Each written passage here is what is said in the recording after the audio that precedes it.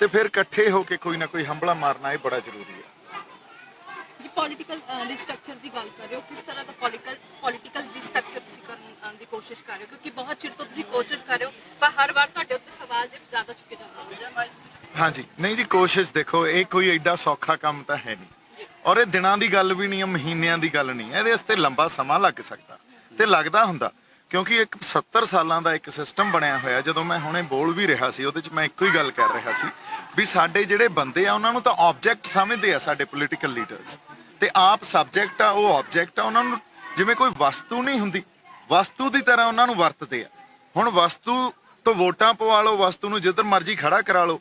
ਸੋ ਫਿਰ ਅਸੀਂ ਜੇ ਕਹਿੰਦੇ ਆ ਵੀ ਬਦਲਾਅ ਆਊਗਾ ਤਾਂ ਬੜਾ ਔਖਾ। ਪਹਿਲਾਂ ਤਾਂ ਸਾਡੇ ਕਲੈਕਟਿਵ ਕੌਨਸ਼ੀਅਸਨੈਸ ਜਿਹੜੀ ਆ ਉਹਨੂੰ ਪੈਦਾ ਕਰਨਾ ਪੈਣਾ, ਸਾਨੂੰ ਆਪਦੇ ਲੋਕਾਂ ਨੂੰ ਜਾਗਰੂਕ ਕਰਨਾ ਪੈਣਾ। ਉਹਦੇ 'ਚ ਹਰ ਬੰਦੇ ਨੂੰ ਆਪਦੀ ਰਿਸਪੌਂਸਿਬਿਲਿਟੀ ਨੂੰ ਸਮਝਣਾ ਪੈਣਾ ਵੀ ਸਮਾਜ ਪ੍ਰਤੀ ਉਹਦੀ ਕੀ ਰਿਸਪੌਂਸਿਬਿਲਿਟੀ ਆ, ਔਰ ਇੱਥੇ ਬਦਲ ਕਿਵੇਂ ਲੈ ਕੇ ਆਵਾਂਗੇ ਅਸੀਂ।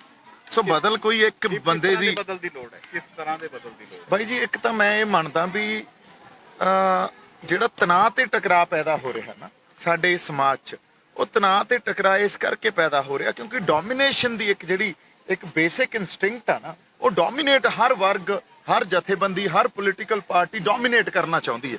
ਸੋ ਜਦੋਂ ਤੱਕ ਸਾਡੇ ਅੰਦਰ ਅਸੀਂ ਸਾਰਥਕਤਾ ਦੀ ਗੱਲ ਨਹੀਂ ਕਰਾਂਗੇ, ਜਦੋਂ ਤੱਕ ਇੱਕ ਟੋਟਲ ਡੈਮੋਕ੍ਰੇਟਾਈਜੇਸ਼ਨ ਦੀ ਗੱਲ ਨਹੀਂ ਕਰਾਂਗੇ, ਜਦੋਂ ਤੱਕ ਅਸੀਂ ਜੇ ਕੋਈ ਬਦਲ ਦੀ ਗੱਲ ਕਰੂਗਾ ਉਹਨੂੰ ਜਾਂ ਤਾਂ ਫਿਰਕੂ ਟੈਗ ਦੇ ਦਿਓ ਜਾਂ ਉਹਨੂੰ ਇਹ ਕਹਿ ਦਿਓ ਵੀ ਇਹ ਤਾਂ ਐਂਟੀ ਸੋਸ਼ਲ ਆ ਜਾਂ ਐਂਟੀ ਨੈਸ਼ਨਲ ਆ, ਇਹ ਟੈਗ ਦਿੰਦੇ ਰਹਿੰਦੇ ਆ, ਤੁਹਾਨੂੰ ਐਗਜ਼ਿਸਟ ਹੀ ਨਹੀਂ ਕਰਦੇ, ਤੁਹਾਡੀ ਸਪੇਸ ਨਹੀਂ ਦਿੰਦੇ ਤੁਹਾਨੂੰ। ਸੋ ਜਦੋਂ ਤੱਕ ਅਸੀਂ ਇਹਨਾਂ ਆਪਦੀ ਸਪੇਸ ਨੂੰ ਕ੍ਰੀਏਟ ਕਰਕੇ ਆਪਦੇ ਕੁਝ ਬੰਦਿਆਂ ਨੂੰ ਸੱਚਿਓ ਹੀ ਨਾਲ ਇੱਕ ਕਲੈਕਟਿਵ ਕੌਨਸ਼ੀਅਸਨੈਸ ਪੈਦਾ ਕਰਕੇ ਨਾਲ ਨਹੀਂ ਤੋਰਾਂਗੇ ਤੇ ਫਿਰ ਇੱਕ ਟੋਟਲ ਡੈਮੋਕ੍ਰੇਟਾਈਜੇਸ਼ਨ ਦੀ ਗੱਲ ਨਹੀਂ ਕਰਾਂਗੇ, ਉਦੋਂ ਤੱਕ ਜਿਵੇਂ ਅੱਜ ਕੱਲ ਮੇਰੇ ਤੇ ਫਿਰਕੂ ਟੈਗ ਲੱਗਣ ਲੱਗ ਗਏ ਵੀ ਇਹ ਤਾਂ ਸੰਤ ਜਰਨੈਲ ਸਿੰਘ ਭਿੰਡਰਾਂਵਾਲਿਆਂ ਦੀ ਗੱਲ ਕਰਦਾ ਜਾਂ ਤਾਂ ਇਹ ਤਾਂ ਸਿੱਖਾਂ ਦੀ ਗੱਲ ਕਰਦਾ, ਹਾਲਾਂਕਿ ਇਹੋ ਜੀ ਕੋਈ ਗੱਲ ਹੈ ਨਹੀਂ। ਮੈਂ ਕੱਲ ਨੂੰ ਕਿਸੇ ਵੀ ਸਾਡੇ ਵਰਗ ਤੇ ਕਿਤੇ ਵੀ ਧੱਕਾ ਕੋਈ ਸਰਕਾਰ ਕਰਦੀ ਆ, ਮੈਂ ਨਾਲ ਖੜਾ ਹੋਊਂਗਾ। ਸੋ ਜਦੋਂ ਆਪਾਂ ਬਦਲ ਦੀ ਗੱਲ ਕਰਦੇ ਆ, ਆਪਾਂ ਇੱਕ ਸਾਰਥਕ ਸਮਾਜ ਦੀ ਗੱਲ ਕਰਦੇ ਆ। ਅਸੀਂ ਜਦੋਂ ਪੜ੍ਹ ਲਿਖ ਜਾਂਦੇ ਆ ਨਾ, ਤਾਂ ਪੜ੍ਹਨ ਲਿਖਣ ਦਾ ਮੇਨ ਮਕਸਦ ਹੀ ਸਾਡਾ ਇਹ ਹੁੰਦਾ ਵੀ ਕੋਈ ਚੰਗਾ ਬਦਲਾਅ ਲੈ ਕੇ ਆਈਏ। ਅੱਜ ਵੀ ਕਿਸਾਨ ਜਿਹੜੇ ਨੌਜਵਾਨਾਂ ਦੀ ਗੱਲ ਕਰਦੇ ਹੋ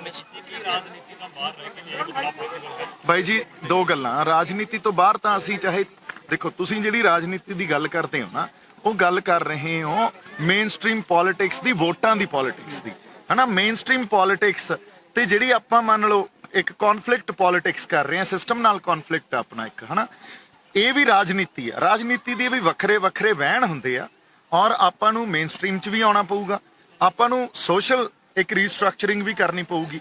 ਔਰ ਇਹ ਗੱਲ ਤੁਹਾਡੀ ਪੱਕੀ ਆ ਵੀ ਬਿਨਾਂ ਇਹਦੇ 'ਚ ਅੰਦਰ ਵੜੇ ਹੋਏ ਜੇ ਅਸੀਂ ਕਹਾਂਗੇ ਬਾਹਰੋਂ ਬੈਠੇ ਅਸੀਂ ਕੋਈ ਬਦਲ ਲੈ ਆਵਾਂਗੇ, ਇਹ ਤਾਂ ਹੋ ਨਹੀਂ ਸਕਦਾ। ਸੋ ਸਾਨੂੰ ਕਈ ਤਰ੍ਹਾਂ ਦੀਆਂ ਮੂਵਮੈਂਟਸ ਇਕੱਠੀਆਂ ਖੜੀਆਂ ਕਰਨੀਆਂ ਪੈਣਗੀਆਂ। ਹਾਂਜੀ,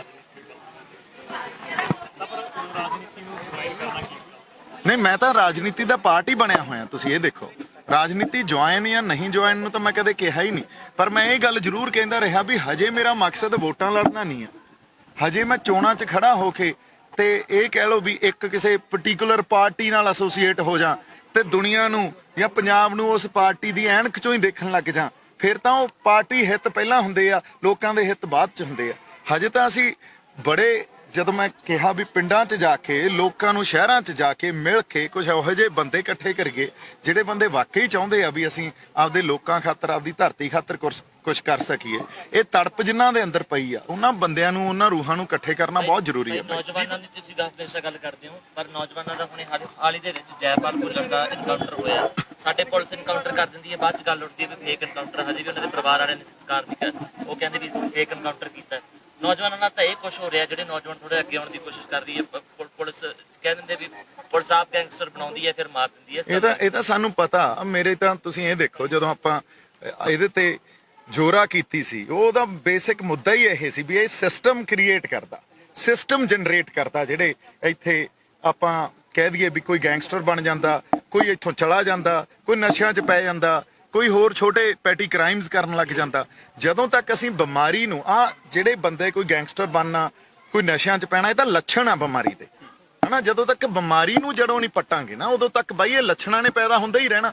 ਹੁਣ ਜੇ ਸਾਡਾ ਖੂਨ ਮੰਨ ਲਓ ਕਿਤੇ ਖਰਾਬ ਆ ਤੇ ਸਾਡੇ ਸਰੀਰ ਤੇ ਫੋੜੇ ਹੋ ਗਏ, ਅਸੀਂ ਫੋੜਿਆਂ ਦੀ ਦਵਾਈ ਨਹੀਂ ਲੈਂਦੇ, ਅਸੀਂ ਖੂਨ ਨੂੰ ਸਾਫ਼ ਕਰਦੇ ਹਾਂ ਪਹਿਲਾਂ। ਤੇ ਕਿਉਂਕਿ ਜੇ ਫੋੜਿਆਂ ਦੀ ਦਵਾਈ ਲੈ ਲਈ ਤਾਂ ਉਹਨੇ ਹਫ਼ਤੇ ਜਾਂ ਮਹੀਨੇ ਬਾਅਦ ਫੇਰ ਹੋ ਜਾਣਾ। ਸੋ ਸਾਨੂੰ ਬਿਮਾਰੀ ਨੂੰ ਸਮਝਣਾ, ਬਿਮਾਰੀ ਨੂੰ ਜੜੋਂ ਪੱਟਣਾ ਪਊਗਾ, ਇਹ ਬਹੁਤ ਜ਼ਰੂਰੀ ਆ। ਸੋ ਇਹਦਾ ਹੱਲ ਇਨਕਾਊਂਟਰ ਥੋੜੀ ਆ, ਉਹਦਾ ਇੱਕ ਬੰਦੇ ਨੂੰ ਤੁਸੀਂ ਜਿਵੇਂ ਅੱਜ ਆਪਾਂ ਅੰਦਰ ਵੀ ਗੱਲ ਕਰ ਰਹੇ ਸੀ ਵੀ ਤੁਸੀਂ ਮਨ ਨੂੰ ਬਦਲੋਗੇ, ਔਰ ਮਨ ਨੂੰ ਕਿਵੇਂ ਬਦਲਿਆ ਜਾਊਗਾ ਇਹਦੇ ਲਈ ਤਾਂ ਫਿਰ ਇੱਕ ਲੰਬੀ ਡਿਸਕਸ਼ਨ ਆ। ਜਦੋਂ ਤੱਕ ਉਹਨਾਂ ਦੇ ਮਨਾਂ ਨੂੰ ਸੰਬੋਧਨ ਨਹੀਂ ਕਰੋਗੇ, ਜਿੰਨੇ ਮਰਜ਼ੀ ਕਾਨੂੰਨ ਬਣਾ ਲਓ, ਜਿੰਨੇ ਮਰਜ਼ੀ ਨਿਯਮ ਬਣਾ ਲਓ, ਜੇ ਅਸੀਂ ਕਹੀਏ ਵੀ ਇੱਥੇ ਕ੍ਰਿਮੀਨਲ ਐਕਟੀਵਿਟੀਜ਼ ਘੱਟ ਹੋ ਜਾਣਗੀਆਂ, ਨਸ਼ਾ ਘੱਟ ਜਾਊਗਾ ਜਾਂ ਇੱਥੇ ਤਣਾਅ ਤੇ ਟਕਰਾਅ ਘੱਟ ਜਾਊਗਾ ਸਮਾਜ 'ਚ, ਇਹ ਤਾਂ ਪੋਸੀਬਲ ਹੀ ਨਹੀਂ ਹੈ। ਜੇ ਤੁਸੀਂ ਕਹਿੰਦੇ ਯੂਥ ਦੇ ਉੱਪਰ ਅਟੈਕ ਹੋ ਰਿਹਾ ਲਗਾਤਾਰ, ਆਪ ਜਾ ਰਹੇ ਹੋ, ਜੇ ਕਿਸਾਨੀ ਮੋਰਚੇ ਦੀ ਗੱਲ ਕਰੀਏ ਆਪਾਂ, ਕਿਸਾਨੀ ਮੋਰਚੇ 'ਚ ਤੁਹਾਡੀ ਐਬਸੈਂਸ ਆ ਕਾਫੀ ਟਾਈਮ ਤੋਂ, ਕਦੋਂ ਵਾਪਸ ਜਾ ਰਹੇ ਹੋ? ਨਹੀਂ ਜੀ, ਐਬਸੈਂਸ ਨਹੀਂ ਆ। ਦੇਖੋ ਸਾਡੇ ਉੱਥੇ ਸਾਰੇ ਬੰਦੇ ਤਾਂ ਉੱਥੇ ਹੀ ਬੈਠੇ ਆ, ਔਰ ਹੁਣ ਮੈਂ ਤਾਂ ਪਿੰਡੋਂ ਪਿੰਡ ਹੀ ਹੋਇਆ ਕਿਉਂਕਿ ਲਾਮਬੰਦੀ ਤਾਂ ਪਿੰਡਾਂ 'ਚੋਂ ਹੀ ਕਰਨੀ ਹੈ। ਔਰ ਉਹਨਾਂ ਪਿੰਡਾਂ 'ਚੋਂ ਕਈ ਵਾਰੀ ਕੀ ਹੋ ਗਿਆ, ਜਦੋਂ 26 ਜਨਵਰੀ ਦੀ ਜੋ ਘਟਨਾ ਹੋਈ ਹੈ ਨਾ, ਉਹਦੇ ਤੇ ਬਹੁਤ ਵੱਡਾ ਇੱਕ ਬਿਰਤਾਂਤ ਰਚ ਦਿੱਤਾ ਗਿਆ। ਸਰਕਾਰ ਨੇ ਰਚਿਆ ਤੇ ਸਰਕਾਰ ਨੇ ਕਿਵੇਂ ਮਾਨਸਿਕਤਾ ਫੜੀ ਲੋਕਾਂ ਦੀ, ਉਹ ਫਲੈਗ ਜਾਂ ਉਹ ਸਾਡਾ ਨਿਸ਼ਾਨ ਸਾਹਿਬ ਜਿਹੜਾ ਹਿਊਮਨ ਰਾਈਟਸ ਦੀ ਜਿੱਥੇ ਉਲੰਘਣਾ ਹੁੰਦੀ ਆ ਉੱਥੇ ਮੌਜੂਦ ਹੁੰਦਾ। ਸ਼੍ਰੀ ਗੁਰੂ ਤੇਗ ਬਹਾਦਰ ਸਾਹਿਬ ਜਦੋਂ ਦਿੱਲੀ ਜਾ ਕੇ ਸ਼ਹੀਦੀ ਦਿੰਦੇ ਆ, ਉਹ ਕਿਸ ਖਾਤਰ ਦਿੰਦੇ ਆ? ਹਿਊਮਨ ਰਾਈਟਸ ਦੀ ਉਲੰਘਣਾ ਹੀ ਹੋਈ ਸੀ ਨਾ, ਉਦੋਂ ਬੰਦਿਆਂ ਨੂੰ ਮਾਰਿਆ ਹੀ ਜਾ ਰਿਹਾ ਸੀ, ਧਰਮ ਪਰਿਵਰਤਨ ਕੀਤਾ ਜਾ ਰਿਹਾ ਸੀ, ਤੇ ਉਹ ਜਿੱਥੇ ਜਾ ਕੇ ਉਹਦੀ ਰਿਪਰੈਜ਼ੈਂਟੇਸ਼ਨ ਕੱਲੇ ਧਰਮ ਦੇ ਨਾਂ ਤੇ ਹੀ ਕਰ ਦਿੱਤੀ ਜਾਣੀ ਤੇ ਉਹਨੂੰ ਇੱਕ ਕਲਚਰ ਨੂੰ ਜਾਂ ਇੱਕ ਹਿਊਮਨ ਰਾਈਟਸ ਵਾਇਓਲੇਸ਼ਨ ਨੂੰ ਸਿੰਬਲਾਈਜ਼ ਹੀ ਨਹੀਂ ਕਰਨਾ, ਇਹ ਸਰਕਾਰਾਂ ਕੰਮ ਕਰਦੀਆਂ ਹੁੰਦੀਆਂ। ਤਾਂ 26 ਤਰੀਕ ਤੋਂ ਬਾਅਦ ਇੱਕ ਬਹੁਤ ਤਰ੍ਹਾਂ ਦਾ ਸਾਡੇ ਆਪਦੇ ਅੰਦਰ ਹੀ ਇੱਕ ਕੌਨਫਲਿਕਟ ਪੈਦਾ ਕਰ ਦਿੱਤਾ ਗਿਆ, ਸਰਕਾਰ ਨੇ ਕੀਤਾ। ਕਿਆ ਤੁਹਾਨੂੰ ਲੱਗਦਾ ਕਿ 26 ਤਰੀਕ ਤੋਂ ਬਾਅਦ ਦੀ ਘਟਨਾ ਤੋਂ ਬਾਅਦ ਜਿਹੜਾ ਅੰਦੋਲਨ ਹੈ ਉਹ ਉਸ ਢੰਗ ਦਾ ਅੰਦੋਲਨ ਬਣ ਪਾਇਆ ਜਿਹੜਾ 26 ਤਰੀਕ ਤੋਂ ਪਹਿਲਾਂ? ਨਹੀਂ ਜੀ, 26 ਤੋਂ ਇਹ ਤਾਂ ਹੁਣ ਆਪਾਂ ਮੰਨਣੀ ਪਊ ਨਾ ਗੱਲ। 26 ਤੋਂ ਪਹਿਲਾਂ ਤਾਂ ਤੁਸੀਂ ਵੀ ਸਾਰੇ ਹਰ ਸ਼ਖਸ ਉੱਥੇ ਸੀ ਬਈ, ਕਿੱਡਾ ਵੱਡਾ ਜਜ਼ਬਾ ਤੇ ਹਿੰਮਤ ਹੌਸਲਾ ਸੀ।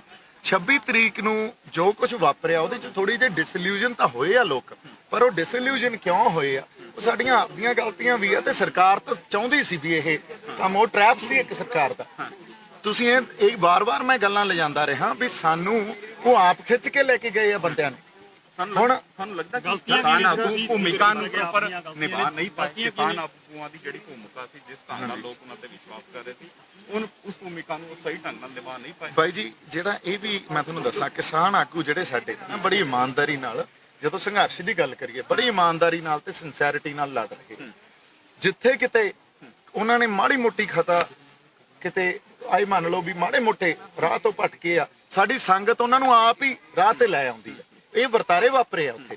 ਔਰ ਮੰਨ ਲਓ ਜੇ ਮੈਂ ਬੈਠਾ, ਲੱਖਾ ਬੈਠਾ, ਕੁਝ ਉਹ ਗੱਲਾਂ ਕਰ ਦਿੰਦੇ ਆ, ਪਰ ਉਹਨਾਂ ਨੇ ਇਮਾਨਦਾਰੀ ਤੇ ਸਿੰਸੈਰਿਟੀ ਨਾਲ ਸੰਘਰਸ਼ ਲੜਿਆ। ਅੱਜ ਜੇ ਮੈਂ ਗੱਲਾਂ ਨੂੰ ਅਧਿਐਨ ਕਰਾਂ, ਦੇਖੋ ਪ੍ਰੋਪੇਗੈਂਡਾ ਜਿੰਨਾ ਮਰਜ਼ੀ ਕਰੀ ਜਾਈਏ, ਪਰ ਜੇ ਆਪਾਂ ਗੱਲਾਂ ਦਾ ਅਧਿਐਨ ਕਰੀਏ ਨਾ, ਤਾਂ ਇੱਕ ਸੋਸ਼ਲ ਟੈਰਰ ਜਿਹੜਾ 26 ਨੂੰ ਕ੍ਰੀਏਟ ਕੀਤਾ ਗਿਆ ਨਾ, ਉਹ ਸਰਕਾਰ ਨੇ ਕੀਤਾ।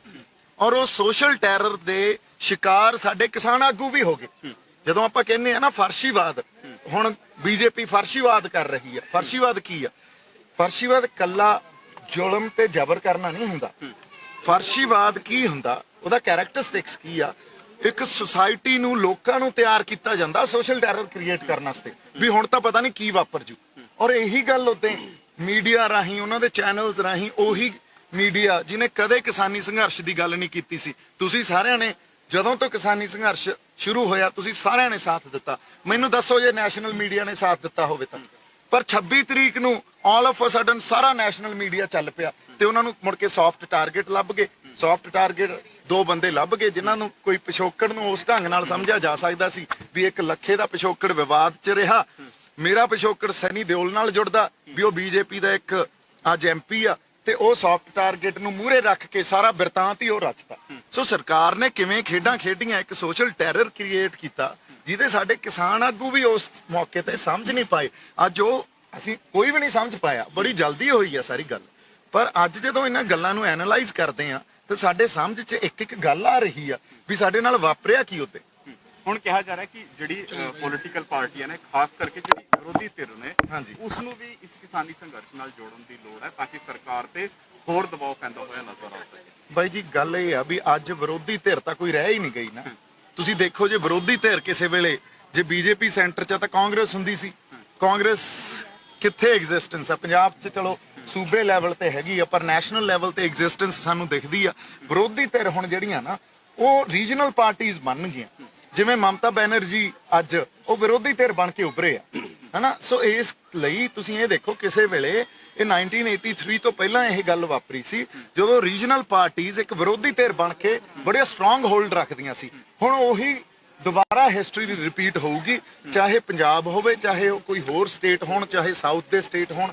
ਹੁਣ ਵੈਸਟ ਬੰਗਾਲ ਹੋ ਗਿਆ, ਵਿਰੋਧੀ ਧਿਰ ਦੇ ਇੱਥੋਂ ਲੀਡਰ ਪੈਦਾ ਹੋਣਗੇ। ਕਿਸੇ ਵੇਲੇ ਜੋ ਫਾਰਕ ਅਬਦੁੱਲਾ, ਜੋ ਆਪਾਂ ਕਹਿ ਦੋ ਵੀ ਉਧਰੋਂ ਵੈਸਟ ਬੰਗਾਲ ਚੋਂ ਜੋ ਲੀਡਰ ਨਿਕਲਦੇ ਸੀ ਜਾਂ ਤਾਮਿਲਨਾਡੂ ਚੋਂ ਨਿਕਲਦੇ ਸੀ ਹਨਾ, ਉਹ ਬੰਦੇ ਉਦੋਂ ਵਿਰੋਧੀ, ਜਾਂ ਸ਼ਰਦ ਯਾਦਵ ਉਦੋਂ ਨਿਕਲੇ, ਹੋਰ ਬੜੇ ਬੰਦੇ ਨਿਕਲੇ ਆ, ਤਾਂ ਉਹ ਬੰਦੇ ਵਿਰੋਧੀ ਧਿਰ ਦੀ ਤਰ੍ਹਾਂ ਇੱਕ ਪ੍ਰੈਜ਼ੈਂਸ ਹੁੰਦੀ ਸੀ। ਹੁਣ ਰੀਜਨਲ ਪਾਰਟੀਆਂ ਦੀ ਇੱਕ ਵਿਰੋਧੀ ਧਿਰ ਦੇ ਵੱਲੋਂ ਪ੍ਰੈਜ਼ੈਂਸ ਹੋਊਗੀ ਬਹੁਤ ਆਉਣ ਵਾਲੇ ਸਮੇਂ 'ਚ। ਅਕਾਲੀ ਦਲ ਬਾਰੇ ਗੱਲ ਕੀਤੀ ਹੈ ਸਰ। ਬਾਈ ਜੀ ਕੌਨਫਲਿਕਟ ਪੋਲਿਟਿਕਸ 2022 'ਚ ਨਾ ਜੋ ਪੰਜਾਬ ਦੇ ਅਸਲ ਮੁੱਦੇ ਆ ਉਹਨਾਂ ਨੂੰ ਤੈਅ ਕਰੂਗੀ, ਕਿਉਂ ਲੋਕਾਂ 'ਚ ਇੱਕ ਚੇਤਨਾ ਇਸ ਲੈਵਲ ਪੱਧਰ ਤੱਕ ਆ ਚੁੱਕੀ ਆ ਔਰ ਕਿਸਾਨੀ ਸੰਘਰਸ਼ ਲੈ ਕੇ ਆਇਆ ਉਹ ਚੇਤਨਾ। 2022 'ਚ ਹੁਣ ਜਦੋਂ ਪੋਲਿਟਿਕਸ ਹੋਊਗੀ ਨਾ, ਜਾਂ ਜਿਹੜੀਆਂ ਪਾਰਟੀਆਂ ਪੋਲੀਟੀਕਲ ਪਾਰਟੀਆਂ ਆਪਦੇ ਮੁੱਦੇ, ਚੋਣ ਮੁੱਦੇ ਡਿਸਾਈਡ ਕਰਨਗੀਆਂ, ਉਹ ਅਸਲ ਹੋਣਗੇ। ਹੁਣ ਗਲੀਆਂ ਨਾਲੀਆਂ ਵਾਲੀ ਪੋਲਿਟਿਕਸ ਨਹੀਂ ਚੱਲਣੀ। ਸੋ ਕੌਨਫਲਿਕਟ ਪੋਲਿਟਿਕਸ ਇਸ ਗੱਲ ਨੂੰ ਐਸਟੈਬਲਿਸ਼ ਕਰੂਗੀ ਪੰਜਾਬ ਦੇ ਅਸਲ ਮੁੱਦੇ ਕੀ ਆ ਤੇ ਉਹਨਾਂ ਤੇ ਤੁਸੀਂ ਰਾਜਨੀਤੀ ਕਿਵੇਂ ਕਰੋਗੇ। ਅਕਾਲੀ ਦਲ ਨੇ ਬੀਜੇਪੀ ਦੇ ਪੈਰ ਲਾਏ ਆ ਪੰਜਾਬ ਦੇ ਵਿੱਚ। ਤੁਸੀਂ ਥੋੜੇ ਦਿਨ ਪਹਿਲਾਂ ਇੱਕ ਆਡੀਓ ਵਾਇਰਲ ਹੋਈ ਸੀ ਤੁਹਾਡੀ, ਤੁਸੀਂ ਕਿਹਾ ਸੀ ਵੀ ਅਕਾਲੀ ਦਲ ਤੋਂ ਆਸ ਕੀਤੀ ਜਾ ਸਕਦੀ ਹੈ, ਉਹਦੇ ਬਾਰੇ ਸਹੀ ਸੋਚਿਆ ਜਾ ਸਕਦਾ, ਕੀ ਰੀਜ਼ਨ? ਨਹੀਂ ਜੀ, ਮੈਂ ਗੱਲ ਕੀ ਕਹੀ ਸੀ ਉਹ ਆਪਾਂ ਦੇਖਦੇ ਹਾਂ। ਕਈ ਵਾਰੀ ਨਾ ਸਾਨੂੰ ਗੱਲਾਂ ਦੇ ਮਤਲਬ ਸਮਝ ਨਹੀਂ ਆਉਂਦਾ, ਅਸੀਂ ਆਪਦੇ ਹਿਸਾਬ ਨਾਲ ਮਤਲਬ ਉਹਦੇ ਕੱਢੀ ਜਾਂਦੇ ਰਹਿੰਦੇ ਆ। ਮੈਂ ਇਹ ਗੱਲ ਕਹੀ ਸੀ ਵੀ ਸਾਨੂੰ ਇੱਕ ਸਟਰੋਂਗ ਖੇਤਰੀ ਰੀਜਨਲ ਪਾਰਟੀ ਪੈਦਾ ਕਰਨੀ ਪੈਣੀ ਆ। ਕਿਸੇ ਵੇਲੇ ਇਹ ਕੰਮ ਤੁਸੀਂ ਅਕਾਲੀ ਦਲ ਨੂੰ ਸਿਰਫ ਅਕਾਲੀ ਦਲ ਬਾਦਲ ਤੱਕ ਸੀਮਤ ਨਾ ਰੱਖੋ। ਅਕਾਲੀ ਦਲ ਦਾ 1940 50 1960 70 ਉਦੋਂ ਜਾ ਕੇ ਦੇਖੋ ਰੋਲ ਕੀ ਸੀ। ਉਸ ਵੇਲੇ ਵੱਧ ਅਧਿਕਾਰਾਂ ਦੀ ਪੋਲਿਟਿਕਸ ਕਰਦੇ ਸੀ ਉਹ। ਉਸ ਵੇਲੇ ਜਦੋਂ ਇੰਦਰਾ ਗਾਂਧੀ ਹੌਲੀ ਹੌਲੀ ਸੂਬੇ ਦੀਆਂ ਪਾਵਰਾਂ ਕੁਤਰ ਕੇ ਉਹਨੂੰ ਸੈਂਟਰਲਾਈਜ਼ ਕਰਤਾ, ਉਹਨੇ ਇੱਕ ਜਗ੍ਹਾ ਇਕੱਠੀਆਂ ਕਰ ਲੀਆਂ ਤੇ ਸੂਬਿਆਂ ਕੋਲੇ ਅੱਜ ਤਾਂ ਪਾਵਰ ਹੀ ਕੋਈ ਨਹੀਂ ਨਾ। ਸੋ ਵੱਧ ਅਧਿਕਾਰਾਂ ਦੀ ਗੱਲ ਕਿਉਂ ਕੀਤੀ ਜਾ ਰਹੀ ਸੀ? ਜਦੋਂ ਸਾਡੇ ਕੋਲੇ ਅਸੀਂ ਆਪਦੇ ਲੋਕਾਂ ਲਈ ਪਾਲਿਸੀ ਨਹੀਂ ਬਣਾ ਪਾਵਾਂਗੇ ਤੇ ਫਿਰ ਸਾਡੀ ਗਵਰਨੈਂਸ ਕਾਹਦੀ ਆ? ਅਸੀਂ ਇੱਥੇ ਕੋਈ ਨਗਰਪਾਲਿਕਾ ਵਾਲੇ ਉਹਦੇ ਥੋੜੀ ਮੰਨਣ ਆਏ ਆ। ਅਸੀਂ ਤਾਂ ਜੇ ਅੱਜ ਇੱਥੇ ਕਰੈਕਟਰ ਅਕਾਲੀ ਦਲ ਦਾ ਜੇ ਦੇਖੀਏ, ਜਿਹੜਾ ਵੱਧ ਅਧਿਕਾਰਾਂ ਵਾਲਾ ਮੰਗ ਆ, ਫੈਡਰਲਿਜ਼ਮ ਦੀ ਮੰਗ ਆ, ਉਹ ਤੇ ਅਕਾਲੀ ਦਲ ਖੜਾ ਲੱਗਦਾ ਤੁਹਾਨੂੰ? ਨਹੀਂ, ਹਜੇ ਤਾਂ ਕੋਈ ਵੀ ਨਹੀਂ ਖੜਾ। ਆਪਾਂ ਗੱਲ ਜੇ ਕਹੀਏ ਅੱਜ ਉਹਦੇ ਤੇ ਤਾਮਿਲਨਾਡੂ ਖੜਾ, ਉਹਦੇ ਤੇ ਮਹਾਰਾਸ਼ਟਰ ਖੜਾ, ਉਹਦੇ ਤੇ ਹੋਰ ਬੜੇ ਸਟੇਟ ਖੜੇ ਆ। ਪੰਜਾਬ ਨੇ ਜੋ ਇੱਕ ਆਪਦੀ ਨੈਸ਼ਨਲ ਲੈਵਲ ਤੇ ਰੀਜਨਲ ਪੋਲਿਟਿਕਸ ਦੀ ਸਪੇਸ ਸੀ ਉਹ ਗਵਾ ਚੁੱਕਿਆ ਪੰਜਾਬ ਬੜੇ ਸਮਾਂ ਪਹਿਲਾਂ। ਹੁਣ ਜਿਹੜੀ ਪਾਰਟੀ ਆਪਾਂ ਪੈਦਾ ਕਰੀਏ ਉਹ ਆਪਣੀ ਨੈਸ਼ਨਲ ਸਪੇਸ ਨੂੰ ਵੀ ਲਵੇ ਤੇ ਇੰਟਰਨੈਸ਼ਨਲ ਸਪੇਸ ਨੂੰ ਵੀ ਲਵੇ।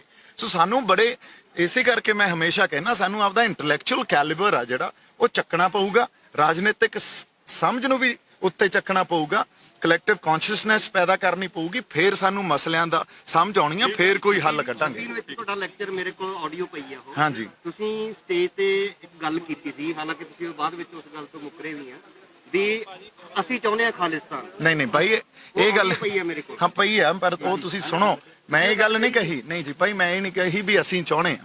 ਤੁਸੀਂ ਗੱਲ ਨੂੰ ਸਮਝੋ। ਚਾਹੇ ਹਿੰਦੂ ਰਾਸ਼ਟਰ ਦੀ ਗੱਲ ਆ, ਚਾਹੇ ਖਾਲਿਸਤਾਨ ਦੀ ਗੱਲ ਆ, ਉਹ ਹੈ ਕੀ? ਉਹ ਲੋਕਾਂ ਦੇ ਮਨਾਂ 'ਚ ਪਈ ਹੋਈ ਭਾਵਨਾ। ਕਈਆਂ ਦੇ ਮਨਾਂ 'ਚ ਹਿੰਦੂ ਰਾਸ਼ਟਰ ਦੀ ਭਾਵਨਾ ਪਈ ਆ, ਕਈਆਂ ਦੇ ਮਨਾਂ 'ਚ ਖਾਲਿਸਤਾਨ ਦੀ ਭਾਵਨਾ ਪਈ ਆ। ਇੱਕ ਐਸਪੀਰੇਸ਼ਨ ਆ। ਹੁਣ ਜਦੋਂ ਭਾਵਨਾ ਪਈ ਆ ਤਾਂ ਸਾਡਾ ਕਾਨੂੰਨ ਇਹ ਕਹਿੰਦਾ ਵੀ ਕੋਈ ਵੀ ਭਾਵਨਾ ਜੇ ਹੋਵੇ ਨਾ ਉਹਨੂੰ ਤੁਸੀਂ ਪੀਸਫੁਲੀ ਸੁਣੋ। ਨਹੀਂ ਬਾਈ, ਕਿਸਾਨ ਮੋਰਚੇ ਦੀ ਸਟੇਜ, ਕਿਸਾਨ ਮੋਰਚੇ ਦੀ ਸਟੇਜ ਤੇ ਨਹੀਂ, ਉੱਥੇ ਕਿਸਾਨ ਮੋਰਚੇ 'ਚ ਬੁਲਾਰਿਆਂ ਨੇ ਕਿੱਥੋਂ ਤੱਕ ਦੇ ਸਫ਼ਰ ਕੀਤੇ ਆ, ਇਹ ਅਸੀਂ ਗੱਲ ਸਮਝ ਗਏ। ਉਹ ਕਿਸਾਨ ਮੋਰਚੇ ਦੀ ਸਟੇਜ ਤੋਂ ਬੜੇ ਸਫ਼ਰ ਹੋਏ ਆ, ਬੜੇ ਦੂਰ ਵੱਧ ਅਧਿਕਾਰਾਂ ਦੇ ਕਹਿ ਲਓ, ਨੈਸ਼ਨਲ ਇੰਟਰਨੈਸ਼ਨਲ ਪੋਲਿਟਿਕਸ ਕਹਿ ਲਓ, ਬੜੇ ਸਫ਼ਰ ਹੋਏ ਆ। ਉਹੀ ਇੱਕ ਸਫ਼ਰ ਸੀ। ਮੈਂ ਇੱਕ ਗੱਲ ਸਮਝਾਉਣ ਦੀ ਕੋਸ਼ਿਸ਼ ਇਹ ਕਰ ਰਿਹਾ ਸੀ, ਜਿਹੜੀ ਇੱਕ ਐਸਪੀਰੇਸ਼ਨ ਹੁੰਦੀ ਆ ਨਾ, ਮੈਚੁਰ ਡੈਮੋਕ੍ਰੇਸੀਜ਼ ਆ ਜਿਹੜੀਆਂ, ਮੈਚੁਰ ਡੈਮੋਕ੍ਰੇਸੀ, ਇੱਕ ਆਪਣਾ ਦੇਸ਼ ਇੱਕ ਮੈਚੁਰ ਡੈਮੋਕ੍ਰੇਸੀ ਹੈ ਨਾ, ਉਹ ਇਹਨਾਂ ਐਸਪੀਰੇਸ਼ਨਸ ਨੂੰ ਬੜੀ ਮੈਚੁਰਿਟੀ ਨਾਲ ਡੀਲ ਕਰਦੀਆਂ, ਇਹਨਾਂ ਤੇ ਜ਼ਬਰ ਜਾਂ ਜ਼ੁਲਮ ਨਹੀਂ ਕਰਦੀਆਂ। ਇਹ ਤਾਂ ਇੱਕ ਪੀਸਫੁਲ ਐਸਪੀਰੇਸ਼ਨ ਆ, ਔਰ ਪੀਸਫੁਲ ਐਸਪੀਰੇਸ਼ਨ ਸਾਡਾ ਕਾਨੂੰਨ ਕਹਿੰਦਾ ਵੀ there is no harm in it and it is not against the law। ਸੋ ਗੱਲ ਇਹ ਸੀ। ਇਸ ਗੱਲ ਤੋਂ ਮੈਂ ਕੋਈ ਵੀ ਕਹੀ ਹੋਈ ਗੱਲ ਤੋਂ ਜੇ ਗਲਤ ਕਹੀ ਹੋਈ ਤਾਂ ਬੰਦਾ ਮਾਫੀ ਮੰਗ ਲੈਂਦਾ, ਤੇ ਜੇ ਸਹੀ ਕਹੀ ਆ ਫਿਰ ਸਹੀ ਆ। ਪਰ ਮੈਂ ਮੁੱਕਰਦਾ ਨਹੀਂ ਕਦੇ। ਮੈਂ ਤੁਹਾਨੂੰ ਸੱਚੀ ਇਹ ਗੱਲ ਦੱਸ ਰਿਹਾ। ਹਾਂਜੀ, ਤੁਸੀਂ ਇੱਕ ਵਾਰ ਇਹ ਵੀ ਕਿਹਾ ਸੀਗਾ ਕਿ ਵੀ ਕਿਸਾਨਾਂ ਦੀ ਕਈ ਪੋਲਾਂ ਹੈ ਜੇ ਮੈਂ ਖੋਲਣ ਤੇ ਆ ਗਿਆ ਤਾਂ ਮੈਂ ਬਹੁਤ ਕੁਝ ਖੋਲ ਬਿਲਕੁਲ ਪਤਾ ਕੀ ਹੁੰਦਾ, ਇਹ ਵੀ ਮੈਂ ਤੁਹਾਨੂੰ ਗੱਲ ਦੱਸਦਾ। ਉਹਨਾਂ ਦਾ ਪਾਸਟ, ਜਿਵੇਂ ਸਾਡਾ ਪਾਸਟ ਕਈ ਵਾਰੀ ਮੈਂ ਕਹੋ ਵੀ ਸਨੀ ਦਿਓਲ ਬਾਈ ਦੀ ਚੋਣ ਵੇਲੇ ਉਹਨਾਂ ਦੇ ਚੋਣਾਂ 'ਚ ਆ ਕੇ ਖੜਾ ਹੋ ਗਿਆ ਤੇ ਮੈਨੂੰ ਬੀਜੇਪੀ ਨਾਲ ਜੋੜ, ਹੋਰ ਤਾਂ ਕੋਈ ਆਧਾਰ ਨਹੀਂ ਹੈ ਨਾ ਕਿਸੇ ਕੋਲੇ। ਕਈ ਸਾਡੇ ਲੀਡਰਾਂ ਦਾ ਪਾਸਟ ਵੀ ਉਹਨਾਂ ਤੇ ਸਵਾਲ ਚੱਕੇ ਜਾ ਸਕਦੇ ਆ। ਔਰ ਜਦੋਂ ਅਸੀਂ ਉਹੀ ਤਣਾਅ ਤੇ ਟਕਰਾ, ਕਿਉਂਕਿ ਸਾਡਾ ਫੋਕਸ ਪੁਆਇੰਟ ਆ, ਉਹ ਸਰਕਾਰ ਤਾਂ ਚਾਹੁੰਦੀ ਨਹੀਂ ਸੀ ਵੀ ਬਣੇ, ਸਾਨੂੰ ਆਪਸ 'ਚ ਹੀ ਉਲਝਾਈ ਰੱਖਿਆ ਬੜਾ ਸਮਾਂ। ਤਾਂ ਜਦੋਂ ਇਹ ਗੱਲਾਂ ਨੂੰ ਬਾਹਰ ਬੈਠ ਕੇ ਸਮਝੇ ਆ ਹੁਣ, ਤਾਂ ਸਾਨੂੰ ਪਤਾ ਲੱਗਿਆ ਸਰਕਾਰ ਨੇ ਕਿਵੇਂ ਸਾਡੇ ਨਾਲ, ਸਾਡੀ ਮਾਨਸਿਕਤਾ ਨਾਲ ਵੀ ਉਹ ਖੇਡੇ ਆ, ਕਿਹੜੇ ਬੰਦੇ ਉਹਨਾਂ ਨੇ ਪਲਾਂਟ ਕੀਤੇ ਆ ਤੇ ਸਾਡੇ ਨਾਲ ਕੀਤਾ ਕੀ ਆ। ਸੋ ਉਸ ਵੇਲੇ ਜਦੋਂ ਇੱਕ ਚੱਲਦੇ ਅੰਦੋਲਨ 'ਚ ਜੋ ਜਿਸ ਤਰ੍ਹਾਂ ਦਾ ਇੱਕ ਰੌਂ ਬਣਿਆ ਹੁੰਦਾ, ਉਦੋਂ ਇਹ ਗੱਲ, ਔਰ ਇਹ ਮੈਨੂੰ ਲੱਗਦਾ ਇਹ ਤਾਂ ਮੈਂ ਉਦੋਂ ਕਹੀ ਸੀ ਜਦੋਂ ਮੈਂ ਰੂਪੋਸ਼ ਸੀ, ਜਦੋਂ ਪੁਲਿਸ ਮੇਰੇ ਮਗਰ ਪਈ ਹੋਈ ਆ, ਸਾਰੀ ਖਲਕਤ ਹੀ ਉਲਟ ਹੋ ਗਈ। ਸੋ ਮੇਰੀ ਮਾਨਸਿਕਤਾ ਸਮਝ ਸਕਦੇ ਹੋ ਤੁਸੀਂ ਵੀ ਜੇ ਉਦੋਂ ਇਹ ਸੀ ਵੀ ਜੇ ਮੈਨੂੰ ਗਦਾਰ ਕਹੀ ਜਾਂਦੇ ਹੋ, ਜਿਹੜੇ ਬੰਦੇ ਨੇ ਦਿਨ ਰਾਤ ਤੁਹਾਨੂੰ ਦੇਤਾ, ਤੇ ਜੇ ਮੈਂ ਤੁਹਾਡੀਆਂ ਪੋਲਾਂ ਖੋਲਣ ਆ ਗਿਆ ਤਾਂ ਫਿਰ ਮੈਂ ਕੁਝ ਵੀ ਬਹੁਤ ਕੁਝ ਸਾਹਮਣੇ ਲਿਆ ਸਕਦਾ। ਉਹ ਇੱਕ ਵੱਖਰਾ ਸਮਾਂ ਤੇ ਵੱਖਰੀ ਮਾਨਸਿਕਤਾ ਸੀ। ਇਹਨੂੰ ਤੁਸੀਂ ਪੱਥਰ ਤੇ ਲਕੀਰਾਂ ਨਾ ਸਮਝਿਆ ਕਰੋ। ਅੱਜ ਆਪਾਂ ਜਿੱਥੇ ਖੜੇ ਆ ਬੜਾ ਸਾਰਥਕ ਸਮਾਂ, ਮਾਨਸਿਕਤਾ ਵੱਖਰੀ ਆ। ਸੋ ਸਾਡੇ ਆਗੂ ਸਤਿਕਾਰਯੋਗ ਆ, ਅਸੀਂ ਉਹਨਾਂ ਦੀ ਅਗਵਾਈ 'ਚ ਸੰਘਰਸ਼ ਲੜ ਰਹੇ ਹਾਂ। ਉਹ ਤਾਂ ਫਿਰ ਲੀਡਰਸ਼ਿਪ ਦੱਸੋਗੇ। ਪਲੀਜ਼ ਨਹੀਂ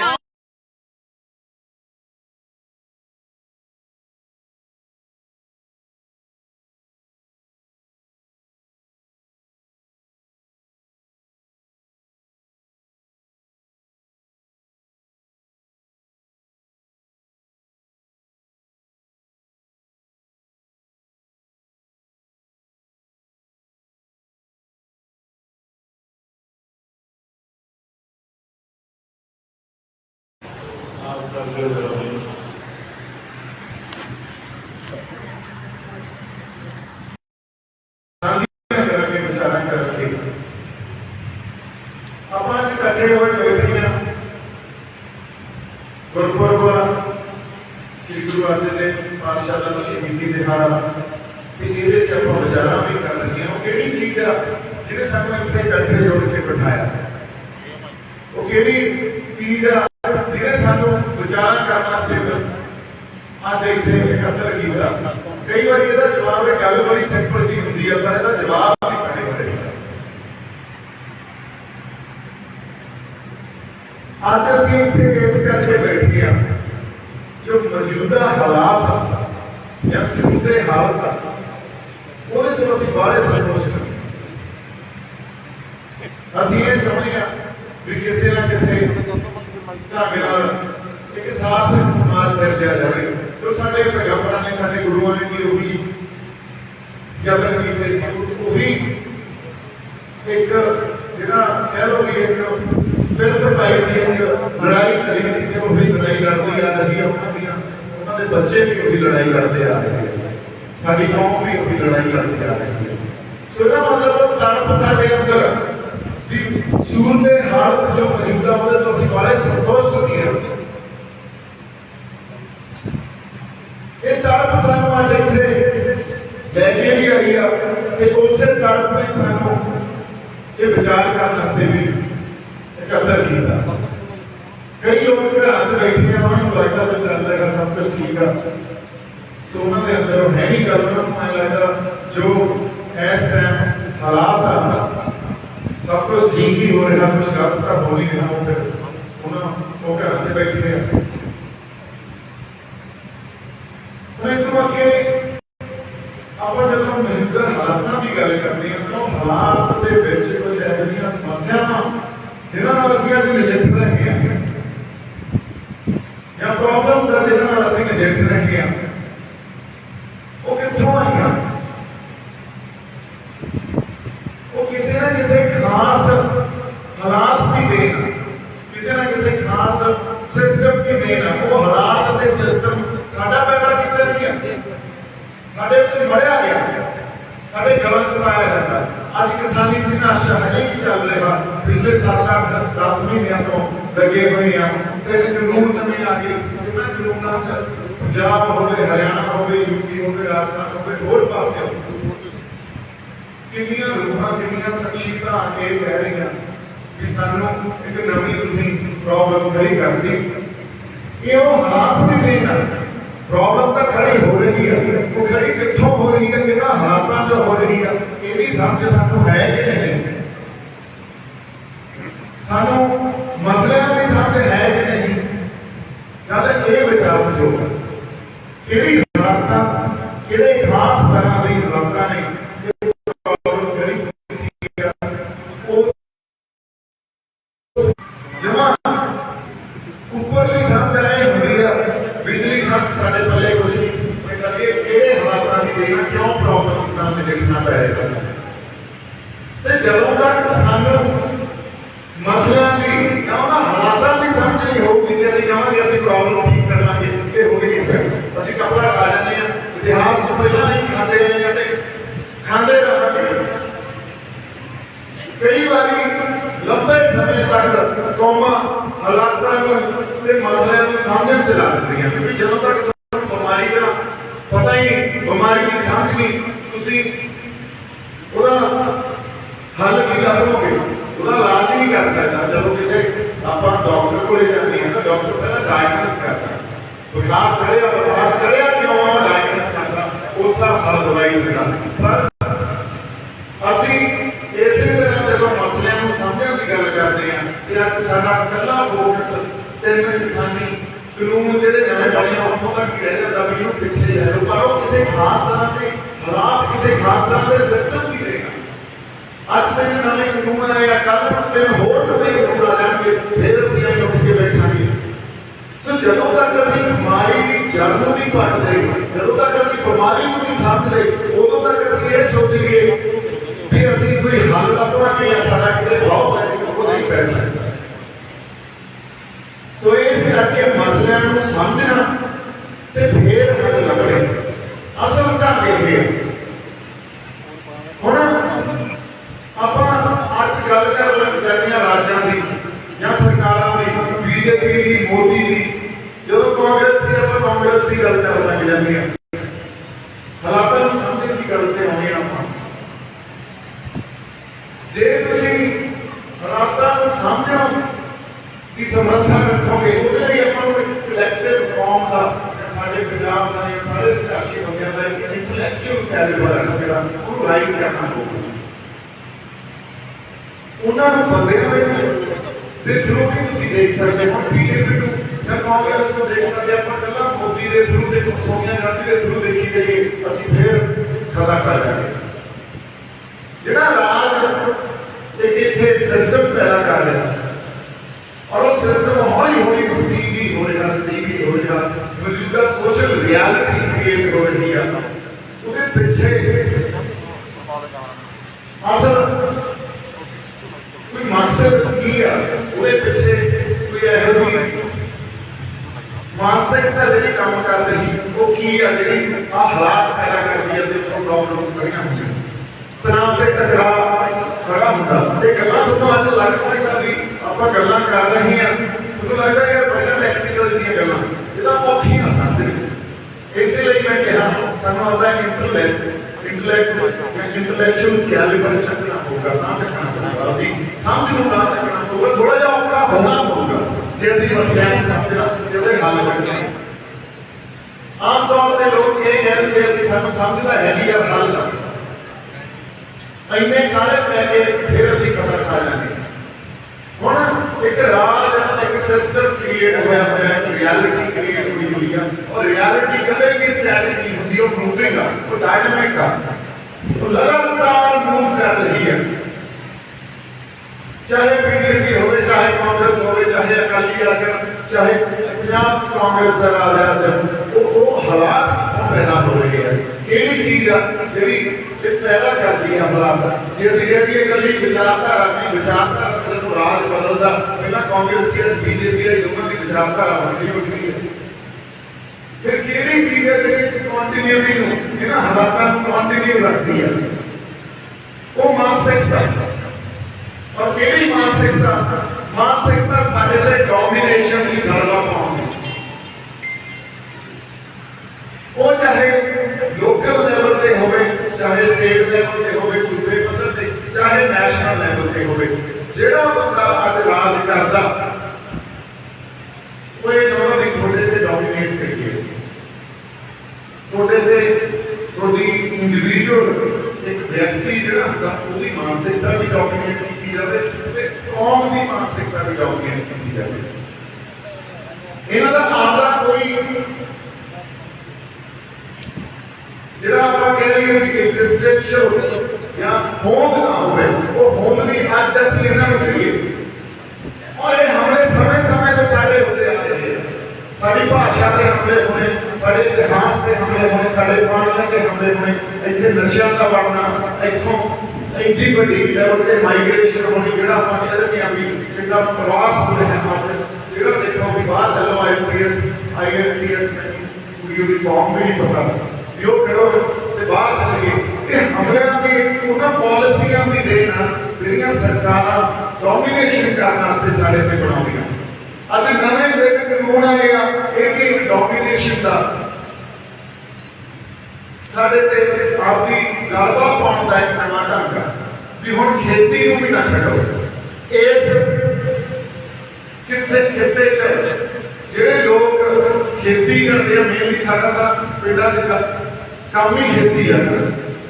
ਔਰ ਪੰਜਾਬ ਵਸਦਾ ਅੱਜ ਵੀ ਚਾਹੇ ਆਪਾਂ ਚੰਡੀਗੜ੍ਹ ਬੈਠੇ ਆ, ਪਰ ਸਾਡਾ ਸਾਰਿਆਂ ਦਾ ਪਿਛੋਕੜ ਪੇਂਡੂ ਆ। ਅੱਜ ਪੰਜਾਬ ਵਸਦਾ ਪਿੰਡਾਂ 'ਚ ਹੀ ਹੈ, ਅੱਜ ਵੀ ਪਿੰਡਾਂ 'ਚ ਵਸਦਾ।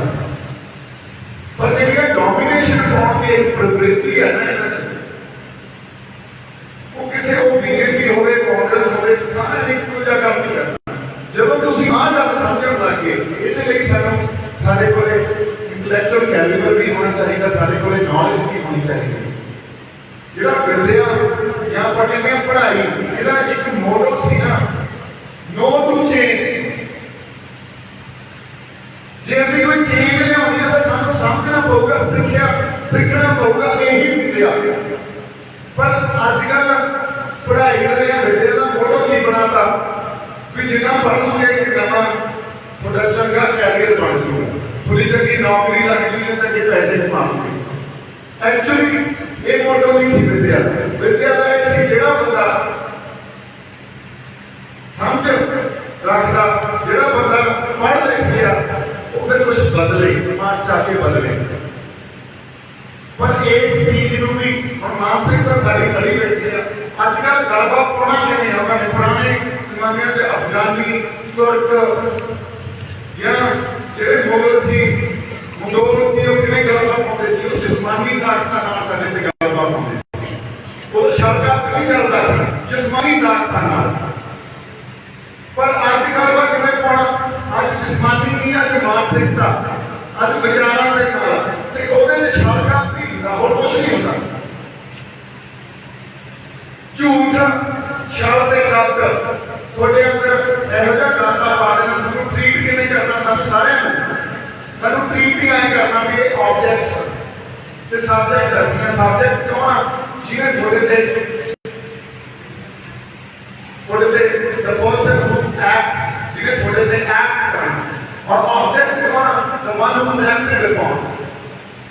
ਸੋ ਸਾਡੇ ਜਿਹੜੇ ਲੋਕ ਬੈਠੇ ਆ, ਇਹਨਾਂ 'ਚ ਇੱਕ ਇਨਫੀਰੀਅਰਿਟੀ ਕੰਪਲੈਕਸ, ਹੀਨ ਭਾਵਨਾ ਪੈਦਾ ਕਰਦੇ ਨੇ ਵੀ ਮੈਨੂੰ ਨਹੀਂ ਪਤਾ ਯਾਰ ਦੀਪ ਸਿੱਧੂ ਨੂੰ ਬਾਹਰ ਦੱਸਦਾ। ਆਤਮਕ ਗਿਆਨ ਨੂੰ ਜਮਾਂ ਹੀ ਅੰਦਰੋਂ ਖਤਮ ਕਰ ਦੇਣਾ ਤੇ ਦੁਨਿਆਵੀ ਗਿਆਨ ਤੁਹਾਡੇ ਅੰਦਰ ਪੈਦਾ ਕਰ ਦੇਣਾ ਵੀ ਜੋ ਕੁਛ ਦੁਨਿਆਵੀ ਗਿਆਨ, ਆਤਮਕ ਗਿਆਨ ਜਾਂ ਜਿਹਨੂੰ ਸਪਿਰਿਚੁਅਲਿਟੀ ਕਹਿੰਦੇ ਆ, ਉਹ ਖਤਮ ਹੀ ਕਰ ਦੇਣੀ। ਪ੍ਰੋਫੈਸਰ ਗੁਰਮੁਖ ਸਿੰਘ ਕਹਿੰਦੇ ਹੁੰਦੇ ਸੀ, ਜਿਹੜੇ ਬੰਦੇ ਕੋਲੇ ਆਤਮਕ ਗਿਆਨ ਨਹੀਂ ਹੈ ਨਾ, ਉਹਦੀ ਕੋਈ ਹਸਤੀ ਨਹੀਂ। ਔਰ ਵਾਕਈ ਨਹੀਂ ਹੈ, ਉਹਦਾ ਫਿਰ ਇੱਕ ਆਬਜੈਕਟ ਆ, ਉਹਦਾ ਇੱਕ ਵਸਤੂ ਆ। ਸਮਝ ਕਿੱਥੋਂ ਪੈਦਾ ਹੋਊਗੀ? ਔਰ ਵਸਤੂ ਫਿਰ ਬੋਤੇਵਾਂ ਪਵਾ ਲਓ, ਉਹਨੇ ਆਈ ਇੱਥੇ ਕਾਂਗਰਸ, ਅਕਾਲੀ, BJP, ਇਹਨਾਂ ਬੰਦਿਆਂ ਨਹੀਂ ਆਏ ਜਾਣਾ। ਅਸੀਂ ਕੁਝ ਨਹੀਂ ਚੇਂਜ ਕਰ ਸਕਾਂਗੇ ਜਦੋਂ ਤੱਕ ਤੁਸੀਂ ਆਬਜੈਕਟ ਰਹੋਗੇ, ਜਦੋਂ ਤੱਕ ਤੁਹਾਡੇ ਅੰਦਰੋਂ ਆਤਮਕ ਗਿਆਨ ਪੈਦਾ ਨਹੀਂ ਹੋਊਗਾ, ਜਿਹੜਾ ਸਾਡੇ ਗੁਰੂਆਂ ਨੇ, ਪੈਗੰਬਰਾਂ ਨੇ ਪੈਦਾ ਕੀਤਾ ਸੀ। ਹੁਣ ਸਾਡੇ ਗੁਰੂਆਂ ਨੇ ਕੰਮ ਕੀ ਕੀਤਾ ਸੀ? ਇਹੀ ਕੀਤਾ ਸੀ। ਮਨੁੱਖ ਨੂੰ ਅਸਲ ਕਿਸੇ ਦੀ ਅਧੀਨਗੀ ਤੋਂ, ਚਾਹੇ ਮਾਨਸਿਕ ਹੋਵੇ ਚਾਹੇ ਜਿਸਮਾਨੀ ਹੋਵੇ, ਉਦੋਂ ਆਜ਼ਾਦ ਕਰਨਾ। ਜਿਵੇਂ ਅਕਾਲ ਪੁਰਖ ਵਾਹਿਗੁਰੂ ਨੇ ਸਾਨੂੰ ਸਾਜਿਆ ਸੋਵਰਨ, ਉਵੇਂ ਰਹਿਣ ਦਾ। ਉਹ ਹੁੰਦਾ ਆਤਮਕ ਗਿਆਨ ਦੇ ਥਰੂ, ਉਹਦਾ ਆਪਾਂ ਖਤਮ ਹੀ ਕਰੀ ਬੈਠੇ ਹਾਂ। ਸਪਿਰਿਚੁਅਲ ਐਂਗਲ ਦਾ ਅਸੀਂ ਕਦੇ ਸੋਚ ਹੀ ਨਹੀਂ ਸਕਦੇ। ਸਾਨੂੰ ਤਾਂ ਸਿਰਫ ਨਵਾਂ ਜਿਹੜੀ ਪੜ੍ਹਾਈ ਹੈ, ਨਵਾਂ ਗਿਆਨ ਦਾ ਗਿਆਨ ਆ, ਵੀ ਸਾਇੰਸ ਹੀ ਸਭ ਕੁਝ ਹੈ। ਠੀਕ ਹੈ, ਸਾਇੰਸ ਦੀ ਇੱਕ ਕੰਟਰੀਬਿਊਸ਼ਨ ਹੈਗੀ ਆ ਸਾਡੀ ਜ਼ਿੰਦਗੀ ਵਿੱਚ, ਪਰ that's not everything. If we actually ਅਸੀਂ ਪੰਜਾਬੀ ਚ ਆਉਣਾ ਤੇ ਅਸੀਂ ਆਪਦਾ ਸਪਿਰਚੁਅਲ ਐਂਗਲ ਆਪਣੇ ਅੰਦਰ ਕਿ ਰੂਹਾਨੀ ਗੱਲਾਂ ਕਰਦੇ ਬੰਦੇ ਦਾ ਰੂਹਾਂ ਵਸਦੀ ਹੈ ਨਾ ਸਾਡੇ ਅੰਦਰ, ਜਿਵੇਂ ਉਹਨੂੰ ਨਿਕਲ ਜਾਂਦੀ ਆ ਉਹ ਤਾਂ ਮਿੱਟੀ ਆ। ਸੋ ਰੂਹਾਂ ਦੀ ਗੱਲ ਤਾਂ ਸਪਿਰਚੁਅਲ ਨੌਲੇਜ ਦੇ ਨਾਲ ਹੀ ਹੋਣੀ ਚਾਹੀਦੀ ਆ। ਉਹ ਪਹਿਲੇ ਦੁਨਿਆਵੀ ਗਿਆਨ ਨਾਲ ਜੇ ਅਸੀਂ ਰੂਹਾਂ ਦੀ ਗੱਲ, ਦੁਨਿਆਵੀ ਗਿਆਨ ਤਾਂ ਸਾਡੇ ਅੰਦਰ ਹੀਣ ਭਾਵਨਾ, ਗੁੱਸਾ, ਜੈਲਸੀ ਇਹ ਪੈਦਾ ਕਰਦਾ। ਦੁਨਿਆਵੀ ਗਿਆਨ ਤਾਂ ਤੁਹਾਨੂੰ ਹੰਕਾਰ ਦਿੰਦਾ ਵੀ ਮੈਨੂੰ ਵੀ ਸਭ ਕੁਝ ਪਤਾ, ਬਾਕੀ ਮੈਂ ਕਿਸੇ ਨੂੰ ਕੁਝ ਨਹੀਂ ਪਤਾ। ਉਹ ਫਿਰ ਤੁਹਾਡੇ ਅੰਦਰ ਕੰਪਲੈਕਸ ਪੈਦਾ ਕਰਦਾ। ਫਿਰ ਟਕਰਾ ਕਿੱਥੋਂ ਪੈਦਾ ਹੁੰਦੇ ਆ? ਜਿਹੜੀ ਮੈਂ ਕਹਿੰਦਾ ਵੀ ਰਿਐਲਿਟੀ ਇੱਕ ਸੋਸ਼ਲ ਮੌਜੂਦਾ ਸੋਸ਼ਲ ਰਿਐਲਿਟੀ ਆ, ਉਹ ਕੀ ਆ? ਉਹ ਲਗਾਤਾਰ ਬਦਲਦੀ ਰਹਿੰਦੀ ਆ। ਉਹ ਸਟੈਟਿਕ ਨਹੀਂ ਆ, ਉਹ ਇੱਕ ਥਾਂ ਤੇ ਨਹੀਂ ਖੜੀ ਹੋਈ। ਉਹਦੇ ਚ ਇੰਨੇ ਕੰਪਲੈਕਸ ਆ ਸਿਚੁਏਸ਼ਨ, ਉਹਦੇ ਚ ਇੰਨੀਆਂ ਕੰਟਰਾਡਿਕਸ਼ਨਸ ਆ, ਆਪਸ ਵਿੱਚ ਕੰਫਲਿਕਟ ਆ, ਇੱਕ ਦੂਜੇ ਨਾਲ ਇੰਟਰੈਕਟ ਕਿਵੇਂ ਕਰਦੇ ਆ, ਇੱਕ ਦੂਜੇ ਨਾਲ। ਆਮ ਸੌਰੀ ਥੋੜਾ ਜਿਹਾ ਲਫ਼ਜ਼ ਮੇਰੇ ਵਿੱਚ ਅੰਗਰੇਜ਼ੀ ਦੇ ਯੂਜ਼ ਕਰ ਦਿੰਦਾ, ਮੈਨੂੰ ਉਹਦੀ ਪੰਜਾਬੀ ਨਹੀਂ ਆਉਂਦੀ ਜਿੰਨੀ ਮੇਰੀ, ਤੇ ਤੁਹਾਨੂੰ ਸਮਝ ਨਹੀਂ ਪਊਗੀ ਗੱਲ ਵੀ ਜਿਹੜਾ ਇੱਕ ਸਮਾਜ 'ਚ ਇੱਕ ਅੱਜ ਸੱਚਾਈ ਚੱਲ ਰਹੀ ਆ, ਉਹ ਕੀ ਆ? ਉਹ ਲਗਾਤਾਰ ਬਦਲ ਰਹੀ ਹੈ। ਇੱਥੇ ਬੜੇ ਤਰ੍ਹਾਂ ਦੇ ਵਿਰੋਧ ਆਪਸ 'ਚ, ਬੜੇ ਤਰ੍ਹਾਂ ਦੇ ਕੌਨਫਲਿਕਟ ਆਪਸ 'ਚ, ਇੱਕ ਦੂਜੇ ਦੇ ਵਿਰੁੱਧ ਵਿਚਾਰਧਾਰਾ ਵਖਰੇਵੇਂ ਆ, ਤੇ ਉਹ ਇੱਕ ਦੂਜੇ ਨਾਲ ਕਿਵੇਂ ਇੰਟਰੈਕਟ ਕਰਦੇ ਆ। ਇੱਕ ਬੜਾ ਕੰਪਲੈਕਸ ਜਿਹਨੂੰ ਕਹਿੰਦੇ ਆ ਵੀ ਇੱਕ ਗੁੰਝਲਦਾਰ ਵਰਤਾਰਾ ਪੈਦਾ ਕਰ ਦਿੱਤਾ ਜਾਂਦਾ ਹੈ। ਔਰ ਉਹ ਗੁੰਝਲਦਾਰ ਵਰਤਾਰਾ ਬਿਨਾਂ ਸਪਿਰਚੁਅਲ ਐਂਗਲ ਤੋਂ ਅਸੀਂ ਜੇ ਕਹੀਏ ਵੀ ਦੁਨਿਆਵੀ ਗਿਆਨ ਨਾਲ ਸਮਝਾਂਗੇ, ਇਹ ਪੋਸੀਬਲ ਹੀ ਨਹੀਂ। ਅਸੀਂ ਤਾਂ ਫਿਰ ਫਸਦੇ ਜਾਂਦੇ ਆ, ਇੱਕ ਉਹ ਬੋਲ ਪੂਰਾ ਵਿੱਚ ਫਸਦੇ ਹੀ ਜਾਂਦੇ ਆ, ਫਸਦੇ ਹੀ ਜਾਂਦੇ ਆ। ਔਰ ਇੱਥੇ ਤੁਹਾਨੂੰ ਸਾਰਿਆਂ ਨੂੰ ਟ੍ਰੀਟ ਕਿਵੇਂ ਕੀਤਾ ਜਾਂਦਾ ਵੀ ਇਹਦਾ ਆਬਜੈਕਟ ਸਾਰਿਆਂ ਦਾ ਐਕਟ ਕਰੋ। ਅਸੀਂ ਇਹ ਗੱਲਾਂ ਜਿਹੜੀ ਇੱਕ ਰਿਐਲਿਟੀ ਦੇ ਅੱਜ ਦੀ ਸਮਾਜ ਦੇ ਕੁਝ ਇਹੋ ਜਿਹੇ ਔਗਣ ਜਿਹੜੇ ਸਾਨੂੰ ਪਤਾ ਹੀ ਨਹੀਂ ਲੱਗਦੇ, ਅਸੀਂ ਆਪਣੇ ਅੰਦਰ ਵਸਾ ਕੇ ਬੈਠੇ ਹਾਂ। ਲਗਾਤਾਰ ਸਾਡੇ ਅੰਦਰ ਉਹ ਤਬਦੀਲੀ ਹੋ ਰਹੀ ਹੈ। ਕਿਵੇਂ ਹੋ ਰਹੀ ਹੈ? ਮੈਂ ਛੋਟੀ ਜਿਹੀ ਐਗਜ਼ਾਮਪਲ ਦਿੰਦਾ। ਅਸੀਂ ਵੀ ਉਹਦਾ ਪਾਰਟੀ ਹਾਂ। ਅੱਜ ਮੈਂ ਜਿੱਥੇ ਵੀ ਰਾਜਪੁਰੇ ਸੀ, ਰਾਜਪੁਰੇ ਤੋਂ ਆਇਆ, ਰਾਤ ਸਾਡੇ ਕੁਝ ਨੌਜਵਾਨ ਮੁੰਡੇ ਇਕੱਠੇ ਹੋਏ, ਉਹ ਮੈਨੂੰ ਇੱਥੇ ਲੈ ਕੇ ਆਏ। ਫਿਰ ਮੇਰੇ ਗਾਂ ਦੇ ਹਾਰ ਪੈ ਜਾਂਦੇ ਆ, ਫਿਰ ਫੁੱਲਾਂ ਦੀ ਤਬਕਾ ਕੀਤੀ ਜਾਂਦੀ ਆ, ਜਿਵੇਂ ਪਤਾ ਨਹੀਂ ਮੇਰੇ ਕੋਲੇ ਕੀ ਜਿੱਦੜ ਸਿੱਧੀ ਆ ਜਾਂ ਕੀ ਮੇਰੇ ਕੋਲੇ ਚਰਾਗ ਆਇਆ, ਮੈਂ ਕੀ ਇਹੋ ਜਿਹਾ ਬੰਦਾ ਵੀ ਬੜਾ ਜਾਦੂਈ ਹੋਈ ਫੜੀ ਲਈ ਕਰਦਾ ਵੀ ਮਿੰਟਾਂ ਦੀ ਬਦਲ ਦੂੰਗਾ ਸਭ ਕੁਛ। ਤੇ ਸਾਰਿਆਂ ਨੇ ਇਹ ਗੱਲ ਸਮਝੀ ਵੀ ਦੀਪ ਸਿੰਘ ਤੋਂ ਆਇਆ ਲੈ ਕੇ ਅੱਗੇ ਫਿਰ ਇੱਥੇ ਭਾਵਾਂਗੇ, ਫਿਰ ਇਹ ਗੱਲਾਂ ਕਰੋਗੇ ਤੇ ਅਸੀਂ ਇਹ ਗੱਲਾਂ ਸੁਣਨੀਆਂ। ਔਰ ਮੈਂ ਤੁਹਾਨੂੰ ਜਿਆਦਾ ਮੇਰੀਆਂ ਗੱਲਾਂ ਸੁਣ ਕੇ ਤੁਸੀਂ ਚਾਰ ਗੱਲਾਂ ਚੰਗੀਆਂ ਨਹੀਂ ਮੇਰੇ ਵੱਲ ਨੂੰ ਅੰਦਰ ਜਾ ਕੇ ਕੱਲ ਕਿਸੇ ਦੀਆਂ ਲੱਗਣਗੀਆਂ ਹੋਰ ਉਹਦੇ ਵੱਲ ਨੂੰ ਅੰਦਰ ਜਾਓਗੇ। ਸੋ ਕੀ ਗੱਲ ਵੱਧ ਕੀ ਰਹੇਗਾ? ਕਿਉਂ? ਜਦੋਂ ਤੱਕ ਤੁਹਾਨੂੰ ਆਬਜੈਕਟਸ ਦੀ ਤਰ੍ਹਾਂ ਟ੍ਰੀਟ ਕਰਨਗੇ, ਚਾਹੇ ਸਾਡੇ ਪੋਲੀਟੀਸ਼ੀਅਨਸ ਹੋਣ, ਚਾਹੇ ਸਾਡੇ ਇਲਾਕੇ ਵਾਲੇ ਹੋਣ, ਜਦੋਂ ਤੱਕ ਤੁਹਾਨੂੰ ਆਬਜੈਕਟਸ ਦੀ ਤਰ੍ਹਾਂ ਟ੍ਰੀਟ ਕਰਨਗੇ, ਫਿਰ ਸਾਡੇ ਅੱਗੇ ਬੰਦਿਆਂ ਨੂੰ ਕੁਝ ਨਾ ਰੱਖੋ ਵੀ ਹਾਂ ਯਾਰ ਇਹ ਤਾਂ ਹੈ ਇਹਦੇ 'ਚ ਕੋਈ ਗੱਲ ਤਾਂ ਸਾਰਿਆਂ ਨੇ ਇੱਕੋ ਜਿਹੀ ਹੈ। ਉਸ ਅਕਾਲ ਪੁਰਖ ਵਾਹਿਗੁਰੂ ਨੇ ਬਿਹਤਰੇ ਵਾਜ ਥੋੜੀ ਆ ਕਿ ਉਹਨੇ ਤੁਹਾਨੂੰ ਕੁਝ ਘੱਟ ਬਣਾਉਂਦਾ ਤੇ ਮੈਨੂੰ ਜ਼ਿਆਦਾ ਬਣਾਉਂਦਾ। ਪਰ ਜਦੋਂ ਤੱਕ ਉਹਦੇ ਅੰਦਰ ਉਹ ਆਤਮਿਕ ਗਿਆਨ ਨਹੀਂ ਹੋਊਗਾ, ਇਹ ਗੱਲ ਸਮਝ ਨਹੀਂ ਪਾਉਣੀ। ਹੁਣ ਸਾਡੀ ਜਿਹੜੀ ਪੋਲੀਟੀਕਲ ਕਲਾਸ ਆ, ਅੱਜ ਜੇ ਅਸੀਂ ਕਹੀਏ ਵੀ ਸਾਡੇ ਪੰਥਕ ਹਾਲਾਤ ਹੋਣ, ਚਾਹੇ ਸਾਡੇ ਕਿਸਾਨੀ ਦੇ ਮਸਲੇ ਹੋਣ, ਇਹ ਸਾਡੇ ਟੋਟਲ ਪੋਲੀਟੀਕਲ ਸਿਨੈਰੀਓ ਜੋ ਇਸ ਦੇਸ਼ ਦਾ ਬਣਿਆ ਹੋਇਆ ਉਹ ਤੋਂ ਵੱਖਰੇ ਆ। ਜੇ ਅਸੀਂ ਉਹਨਾਂ ਨੂੰ ਖੇਡ ਕੇ ਦੇਖਾਂਗੇ ਤਾਂ ਅਸੀਂ ਫਿਰ ਪਤਾ ਕਰ ਸਕਾਂਗੇ। ਜਿਹਦਾ ਉਹਦਾ ਇੱਕ ਪਾਰਟੀ ਆ ਸਾਡਾ ਹਿੰਦੁਸਤਾਨ ਦੇ ਇਸ ਟਾਈਮ ਜੋ ਟੋਟਲ ਪੋਲੀਟੀਕਲ ਸਿਨੈਰੀਓ ਆ, ਅੱਜ ਅਸੀਂ ਜਿਹੜੇ ਮਸਲਿਆਂ ਨਾਲ ਨਜਿੱਠ ਰਹੇ ਹਾਂ, ਉਹਦਾ ਇੱਕ ਪਾਰਟੀ ਆ। ਔਰ ਉੱਥੇ ਕੀ ਕੀਤਾ ਜਾਂਦਾ? ਉੱਥੇ ਜਿੰਨਾ ਵੱਡਾ ਕੋਈ ਸਕਸੈਸਫੁਲ ਪੋਲੀਟੀਸ਼ੀਅਨ, ਹੁਣੇ ਮਹਾਂਪੁਰਸ਼ ਕਹਿ ਰਹੇ ਸੀ ਵੀ ਤਬੋਂ ਰਾਜ ਤੇ ਰਾਜੋ ਨਾਨਕ, ਉਹਨਾਂ ਨੂੰ ਸਮਝ ਨਹੀਂ ਆਉਂਦੀ। ਕਿਉਂ ਨਹੀਂ ਆਉਂਦੀ? ਕਿਉਂ? ਅੱਜ ਦਾ ਬਰਗਲਾਉਣ ਦਾ ਕੰਮ ਕਰਦੇ ਆ। ਜਿਹਨੇ ਜਿੱਦਾਂ ਜ਼ਿਆਦਾ ਤੁਹਾਨੂੰ ਬਦਲਾਤਾ ਮੈਨੀਪੂਲੇਟ ਕਰਤਾ ਉਹ ਹੋਣਾ ਜਾਂਦਾ ਸਕਸੈਸ। ਇਹ ਰਿਐਲਿਟੀ ਹੈ। ਵੀਰ ਸਿੱਧੂ ਨੂੰ ਆਇਆ ਕਿ ਮੇਰੇ ਮੈਂ ਕਦੇ ਜਮਾ ਯਾਰ ਉੱਥੇ 2000 ਬੰਦੇ ਮੇਰੇ ਪਿੱਛੇ ਮਤਲਬ ਆ ਇਹ ਗੱਲਾਂ ਹੌਲੀ ਹੌਲੀ ਜਿਹੜਾ ਹੋ ਜਾਂਦੀਆਂ। ਮੈਂ ਵੀ ਇਹ ਸੋਚਣ ਲੱਗ ਜਾਗਾ ਮੇਰੇ ਵੀ ਉਹੀ ਐਨਕਾਂ ਲੱਗ ਜਾਣਗੀਆਂ ਵੀ ਯਾਰ ਐਂ ਕਰੋ ਸਪੋਰਟ ਬਹੁਤ ਹੋਵੇ ਫਿਰ ਬਣਦੀ ਹੈ ਗੱਲ। ਜਦੋਂ ਤੱਕ ਅਸੀਂ ਆਪਣੇ ਕਲੈਕਟਿਵ ਕੌਨਸ਼ੀਅਸਨੈਸ ਨੂੰ ਕਰੀਏ ਸਮੂਹਕ ਚੇਤਨਾ, ਜਦੋਂ ਤੱਕ ਅਸੀਂ ਆਪਣੀ ਸਮੂਹਕ ਚੇਤਨਾ ਇੱਕ ਤਾਂ ਥੋੜੀ ਆਪਣੀ ਚੇਤਨਾ ਇੱਕ ਕੌਮ ਦੀ ਸਮੂਹਕ ਚੇਤਨਾ ਹੁੰਦੀ ਹੈ, ਜਦੋਂ ਤੱਕ ਅਸੀਂ ਉਹ ਪੈਦਾ ਨਹੀਂ ਕਰਦੇ ਗੱਲਾਂ ਨੂੰ ਸਮਝਦੇ ਨਹੀਂ ਰਿਐਲਿਟੀ ਨੂੰ ਸਮਝਦੇ ਰਿਐਲਿਟੀ ਦੇ ਡਾਇਨਾਮਿਕਸ ਨੂੰ ਸਮਝਦੇ ਉਦੋਂ ਤੱਕ ਜੇ ਅਸੀਂ ਕਹੀਏ ਕੁਝ ਬਦਲਣਾ ਕਿ ਜਾਂ ਜਦੀਦ ਸਿੱਧੂ ਆ ਗਿਆ ਕੱਲ ਨੂੰ ਜਾਂ